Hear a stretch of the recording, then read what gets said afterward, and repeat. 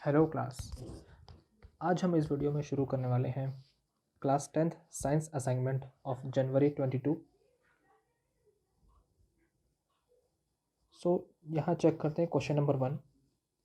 Question first ये कह रहा है कि what will happen when 1 2 3 4 and हमें इन सब का इक्वेशन लिखना है। Right the equation. पहला जो क्वेश्चन है वो चेक करते हैं। इसमें पहला is ethanol is heated in the presence of concentrated sulfuric acid.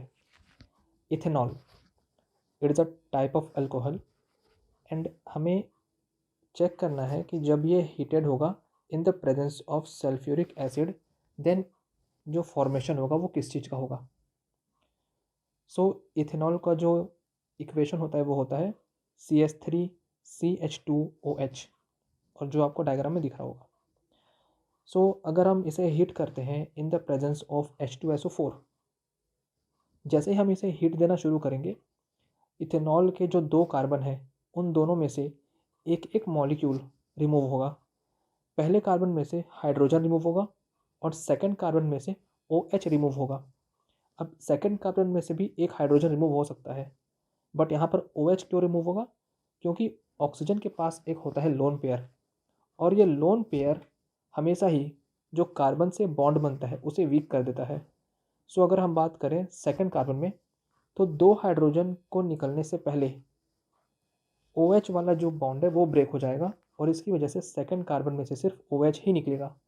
But in the case of first carbon in तीनों में से कोई एक हाइड्रोजन रिमूव होगा और जैसे ही ये दोनों रिमूव होंगे दोनों ही कार्बन का एक एक डॉट या एक एक शेयरिंग जो है वो फ्री हो जाएगा। जैसे ही ये दोनों कार्बन के एक एक हैंड फ्री होंगे ये दोनों कंबाइन होकर फॉर्म करेंगे डबल बॉन्ड एंड एक H एंड सिंगल एक OH निकलेगा। ये दोनों बॉन्ड बनाकर फॉर्म करेंगे H2O। अगर हम इथेनॉल को हीट करेंगे with the presence of concentrated H2SO4 then it forms ethene, क्योंकि यहाँ पर डबल बॉन्ड है and plus addition of water. Okay, अब चेक करते हैं second is yeast is added to molasses. When we adding yeast to molasses then alcohol is obtained by the fermentation process. Now check करते हैं इसका chemical reaction. C12H22O11 which is sucrose, अगर हम इसे add करेंगे water से by the process of invertase it is break down in two parts. First is glucose and second is fructose.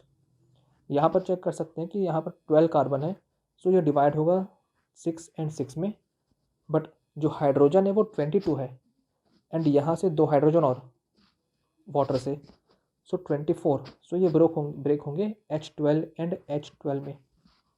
अब check करते हैं ऑक्सीजन यहाँ पर 11 थे plus 1 from H2O it becomes 12 and ये ब्रेक होगा ऑक्सीजन 6 एंड ऑक्सीजन 6 में। इसके बाद ये था स्टेप नंबर 1। इसके बाद हम सिर्फ किसी एक को लेंगे, आइदर ग्लूकोज को और फ्रक्टोज को, क्योंकि दोनों का ही केमिकल फॉर्मूला सेम है। C6H12O6 by the process of zymase it will break down and CO2 gas will release. जैसे ही इसमें से CO2 गैस रिलीज होगा देन जो बाकी पार्ट बचेगा which is C2H5OH it is ethyl alcohol.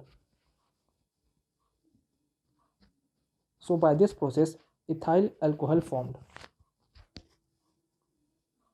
Question number 3 है इसका, acetic acid react with sodium. Acetic acid का फॉर्मूला होता है CH3COOH एंड सोडियम का Na। जैसे ही हम ये रिएक्शन कराएंगे CH3COOH एंड Na का, यहाँ पर से जो एक सिंगल H है ये रिमूव होगा एंड इसे रिप्लेस करेगा सोडियम। यहाँ फॉर्म हो जाएगा CH3COONA। वैसे हमें यहाँ पर दिख रहा है कि जो इक्वेशन है वो बैलेंस नहीं है, क्योंकि यहाँ पर सिर्फ एक H रिमूव होगा और सिंगल H कभी भी रिलीज़ नहीं होता। हम यहाँ ये कर सकते हैं कि हम यहाँ पर 2 से मल्टीप्लाई कर देंगे जिससे 2 H रिमूव होंगे in the form of H2। But यहाँ पर अगर 2 मल्टीप्लाई कर रहे हैं तो यहाँ भी 2 आएगा। ओके, एंड यहाँ पर सिर्फ एक Na है इसलिए हम यहाँ पर 2 मल्टीप्लाई कर देंगे। अब ये इक्वेशन बैलेंस हो गया। सो इस तरीके से फॉर्म होगा, twice of CH3COONA plus H2 gas release होगा। इसके बाद चेक करते हैं equation number 4। Sucrose is retained in the presence of an enzyme invertase with water. So sucrose plus water, इसका रिएक्शन क्या होगा? सुक्रोज का फिर से क्या होगा? C12H22O11। इसमें रिएक्शन होगा in the presence of water. Then again इसमें फॉर्म क्या होगा? 1 glucose and 1 fructose. Okay, so ये रिएक्शन हमने एज इट इज कॉपी देखा था इक्वेशन नंबर 2 में, दिस इक्वेशन में। सो यही रिएक्शन ऑकर होगा इक्वेशन नंबर 4 में, जहाँ पर हम सुक्रोज प्लस वाटर करेंगे, then fructose and glucose form होंगे। इसके बाद चेक करते हैं question number 2। So the question number 2 is write the quick vinegar method of preparation of acetic acid. सबसे पहले ये देखते हैं कि इसमें होता क्या है। सो हम इथाइल अल्कोहल लेते हैं और इस इथाइल अल्कोहल को इन the presence of Mycoderma एक्टी, okay, किसके प्रेजेंस में? माइकोडर्मा एक्टी के प्रेजेंस में ऑक्सीडाइज कराते हैं। So the oxidation of ethyl alcohol, oxidation के थ्रू फॉर्म होता है acetic acid. This is acetic acid and acetic acid के साथ फॉर्म होता है वाटर। सो ये बहुत ही सिंपल मेथड है जिससे हम एसिटिक एसिड फॉर्म कर सकते हैं। बस हमें यहाँ पर इथाइल अल्कोहल का ऑक्सीडेशन कराना रहता है। अब हम डायग्राम से समझते हैं कि इसका जो प्रोसेस है वो स्टेप बाय स्टेप कैसे ऑकर होता है। अब डायग्राम के थ्रू समझते हैं इसमें होता क्या है। सो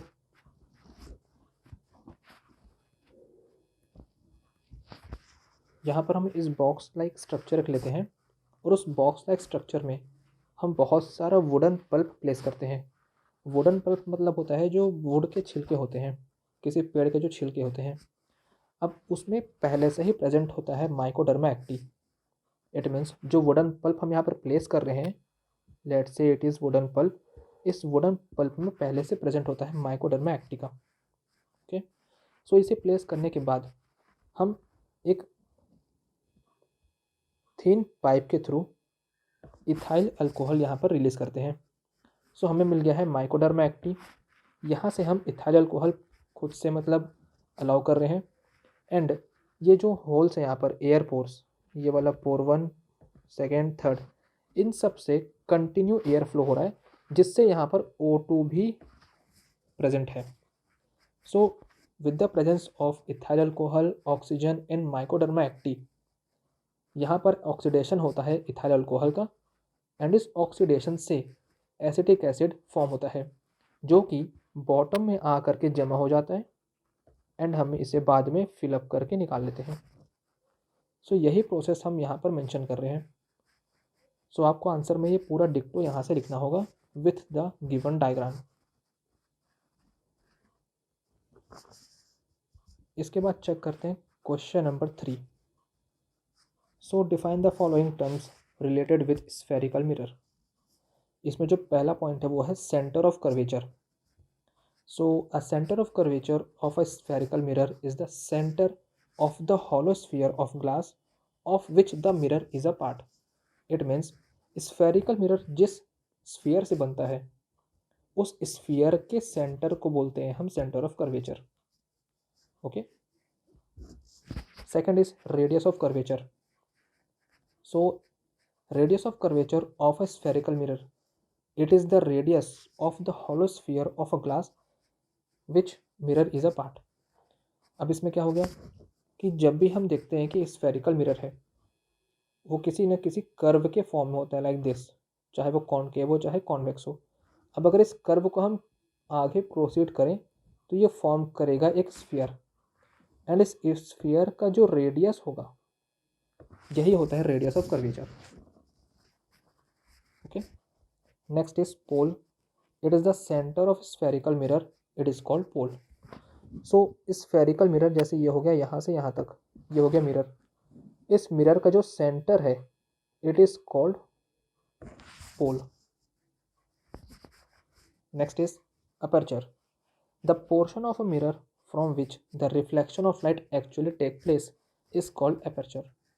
सो जो टोटल मिरर का लेंथ होता है, let's say it is m1 m2, so it means m1 से लेकर के m2 तक जो पार्ट है, इस पूरे पार्ट को हम कहते हैं अपर्चर।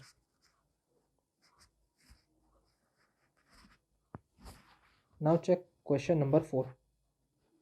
क्वेश्चन नंबर 4 कहता है an object is placed in front of a concave lens, then draw its ray diagram of its image formation, write size and nature of the image. So concave lens draw कर लेते हैं, जैसे कि ये हो गया कॉन्केव लेंस। ओके, अब एक एक ऑब्जेक्ट है जिसे हम प्लेस करेंगे between f and 2f, let's say यहाँ कहीं पर है 2f। So position of the object हो गया between f and 2f। Okay, so इस पोजीशन पे जैसे ही हम ऑब्जेक्ट को प्लेस करेंगे, ऑब्जेक्ट से दो रेज निकलते हैं, हमें एटलीस्ट दो रेज कंसिडर करना होता है।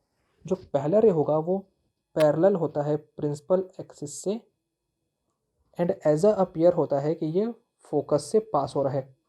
जैसे ये डाइवर्ट हो गया, डेविएट होने के बाद अगर हम इसे बैकवर्ड ड्रॉ करते हैं तो ये ऐसा अपीयर होगा जैसे ये फोकस से पास हो रहा है, जैसा कि हमें डायग्राम में दिख रहा है।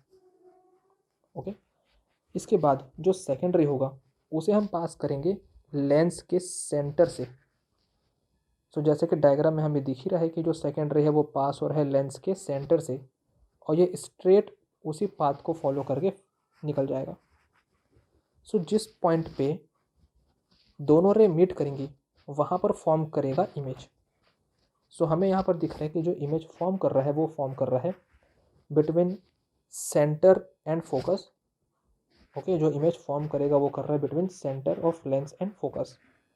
Okay, it is centre of lens.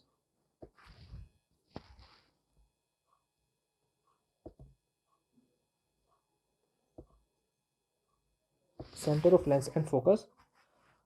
Second चीज है साइज।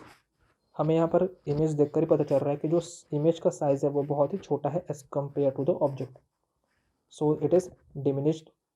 इसका मतलब होता है कि जो इमेज फॉर्म हुआ है वो बहुत छोटा है as compare to the object. Then nature of the image, image form हुआ है लेफ्ट साइड में। ओके, पहला चीज़ ये हो गया। सो इट इज़ इरेक्ट एंड जो इमेज है वो इन्वर्टेड नहीं है, इट मीन्स जैसा कि ऑब्जेक्ट था वैसा ही फॉर्म हुआ है। So it is virtual and erect. This is the question number 4। Now check question number 5। So it is a numerical. An object is placed at a distance of 15 centimeter from the pole of the concave mirror. सो हमें यहाँ पर दिख रहा है कि जो पहला given है वो है डिस्टेंस ऑफ ऑब्जेक्ट एंड इसे शो करते हैं हम u से। सो डिस्टेंस है मीन्स ये होगा नेगेटिव विच इज -15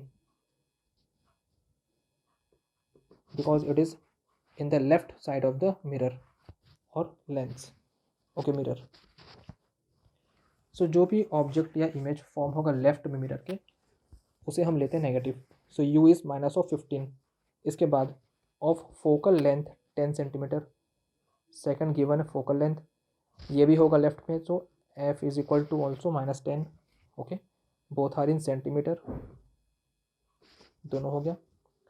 अब इसके बाद we know that the formula of mirror, so 1/f is equal to 1/v plus 1/u।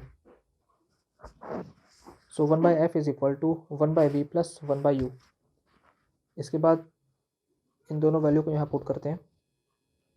So it is 1/-10 is equal to 1/v plus 1/-15, ये हो जाएगा। इसके बाद अगर हम 1/v को ले लें LHS में एंड बाकी सब को ले लें RHS में, सो ये हो जाएगा 1/-10 प्लस 1/15। सो दोनों का ही जो LCM है वो आ जाएगा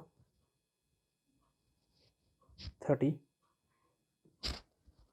एंड इसके बाद यहाँ पर आएगा -3 +2, इट मीन्स -1/30।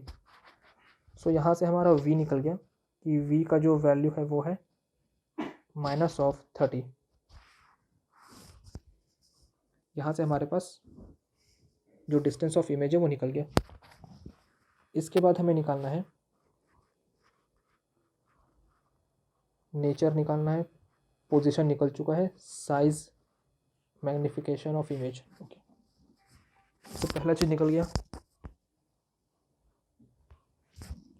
अब चेक करते हैं मैग्नीफाइंग पावर। सो मैग्निफिकेशन का फॉर्मूला होता है -v/u। सो प्लेस करते हैं v एंड u का वैल्यू। v का वैल्यू है -30 एंड u का वैल्यू है -15। सो ये हो जाएगा -30/15, it means -2। Okay, it means जो इमेज बन रहा है वो होगा रियल एंड इन्वर्टेड, क्योंकि जो मैग्निफिकेशन है वो है नेगेटिव।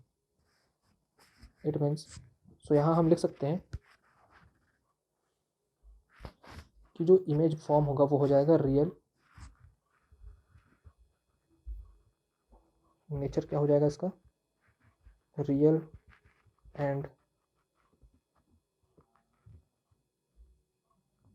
इन्वर्टेड, ये हो गया नेचर। ओके, साइज, ओके, पहला चीज ये हो गया। नेचर निकल चुका है। पोजीशन क्या होगा इसका? -30, मतलब जो फोकल लेंथ है वो है -10। अगर हमारा वी आ रहा है -30, इट मीन्स ये जो प्लेस होगा वो होगा बियॉन्ड, जो पोजीशन होगा ये हो जाएगा बियॉन्ड 2f, क्योंकि ये है -30। 2f का वैल्यू हो जाएगा -20। ओके, बट ये उसके भी पीछे आएगा। सो -30 मीन्स बियॉन्ड 2f। नेचर हो गया, पोजीशन हो गया। इसके बाद है साइज। सो मैग्निफिकेशन जो है वो है -2। ओके, मैग्निफिकेशन हो गया जो है -2।